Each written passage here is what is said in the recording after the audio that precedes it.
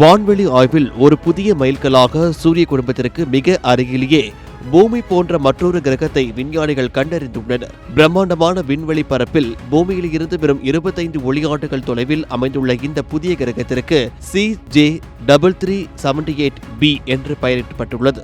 உயிரினங்கள் வாழ்வதற்கு ஏற்ற கோல்டிலாக்ஸ் மண்டலம் எனப்படும் தட்பவெப்ப சூழலில் இந்த கிரகம் அமைந்துள்ளதாக நாசா உறுதி செய்துள்ளது. இந்த புதிய உலகம் பூமியைப் போலவே பாறைகளால் ஆனது என்றும் அதன் மேற்பரப்பில் தண்ணீர் திரவ நிலையில் இருப்பதற்கான சாத்தியக்கூறுகள் அதிகம் இருப்பதாகவும் விஞ்ஞானிகள் நம்பிக்கையுடன் தெரிவிக்கின்றனர். இந்த கிரகத்தின் சிறப்பு அம்சங்களை உற்று நோக்கினால் இது பூமியை விட 2 மடங்கு அதிக எடையை கொண்டிருப்பதை அறிய முடிகிறது.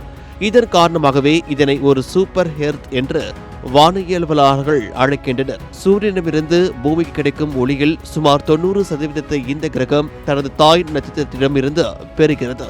இது ஒரு சிவப்பு குள்ள நட்சத்திரத்தை சுற்றி வருவதால் அங்கு நிலவும் வெப்பநிலை உயிரினங்கள் உருவாவதற்கு உகந்ததாக இருக்கக்கூடும் என்று கருதப்படுகிறது. டெக்சாஸ் மற்றும் அரிசோனாவில் உள்ள நவீன தொலைநோக்கிகள் மூலம் நட்சத்திரங்களின் லேசான நகர்வை வைத்து இந்த கிரகம் கண்டறியப்பட்டுள்ளது. உயிரினங்களை தேடும் பயணத்தில் தண்ணீரை பின்தொடர்வோம் என்ற தாரக மந்திரத்தின் அடிப்படையில் இந்த ஆய்வு மேற்கொள்ளப்பட்டுள்ளது. இருப்பினும் செவ்வாய் கிரகத்தைப் போலவே இந்த கிரகத்தின் வளிமண்டலமும் அதன் நட்சத்திரத்தின் கதிர்வீச்சுகளால் சிதைக்கப்பட்டுள்ளதா அல்லது உயிரினங்களை காக்கும் கேடயமாக இருக்கிறதா என்பதுதான் தற்போதைய பெரிய கேள்வியாக உள்ளது.